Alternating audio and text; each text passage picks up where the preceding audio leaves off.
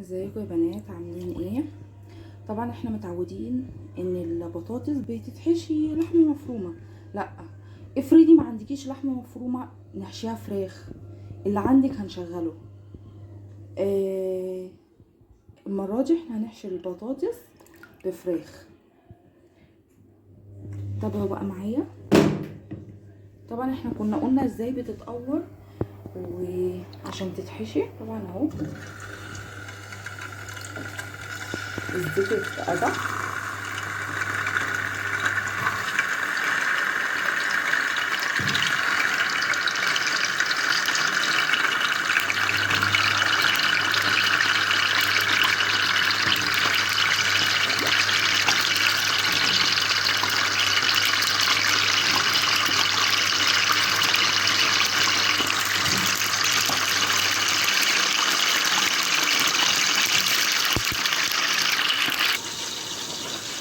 اهو يا بنات، بصلايه واحده مفرومه رفيع كده ابشريها، او لو هتعرفي تقطعيها رفيع قطعيها.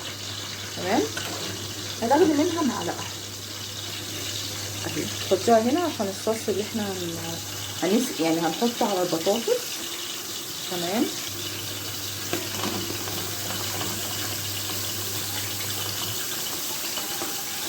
تمام كده. بس ايه، البصله تاخد لون.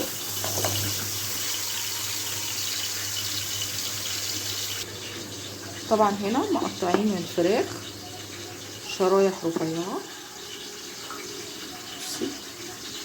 بصوا يا بنات، شرايح رفيعه. ومقطعين هنا الفلفل الالوان، انا حاطه اصفر واحمر حسب ما انت عايزه. عندك اخضر بس استعمليه، بتحبيها سبايسي تقدري تقطعي فلفلايه حراقه. اهو اتشوح، نزلنا عليها هيد الفراخ. طبعا انا ما بحبش اقلبها عشان مقطعاها رفيعه، فلو اتقلبت هتتهري. هنسيبها بس تاخد لون تحت من تحت، بعد كده نقلب فيها. بس زي تاخد اللون. بصوا اهو اللون بتاع الصينيه او الطاسه اللي انت بتعملي فيها.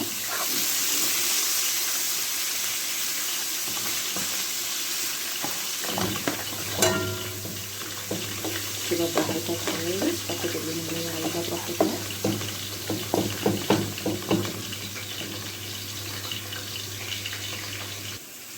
البهارات بتاعتها ملح الصيني، بهارات فراخ، ملح بكمون بفلفل بهارات بشطه، فلفل اسود، كزبره ناشفه.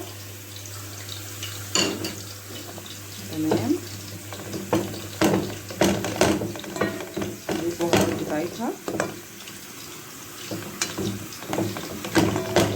تمام اهو.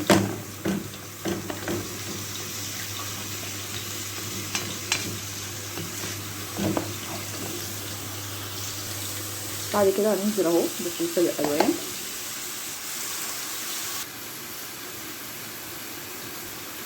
معلقه واحده كاتشب او صلصه هاينز او اي نوع يعني انت بتستخدميه. ده معجون صلصه.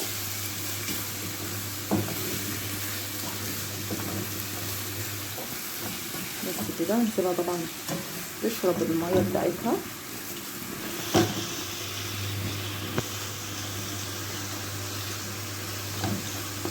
تمام، بس خلاص كده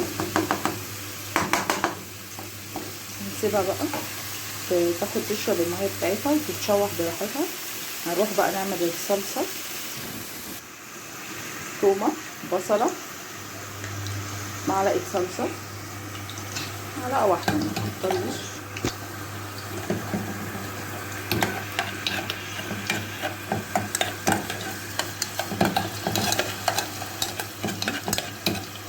احنا مش هنسيبها تتشوح ولا اي حاجه، هنسيبها بس تتشوح شويه.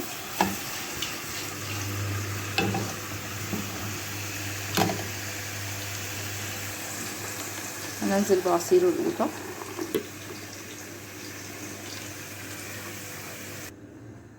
والبطاطس طلعت، هنسيبها تهدى شويه عشان اعرف احشيها، ويكون برضو الصوص اللي هنسقي بيه يكون برضو اتعمل، والحشوة تكون هديت عشان اعرف احشيها.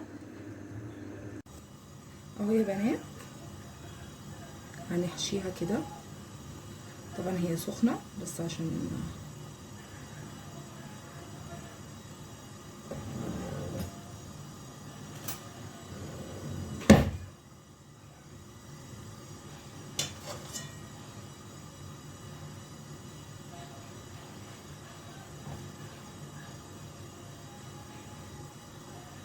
زقي زي اللحمة المفرومة، زي ما كنا بنعمل في اللحمة المفرومة بالظبط. ورصصيها وقفيها كده في طبق. يعني انا مثلا عشان عامله كميه صغيره حطها في طبق ألمونيا عندي، اما لو عامله كميه اكبر كنت حطيتها في صينيه.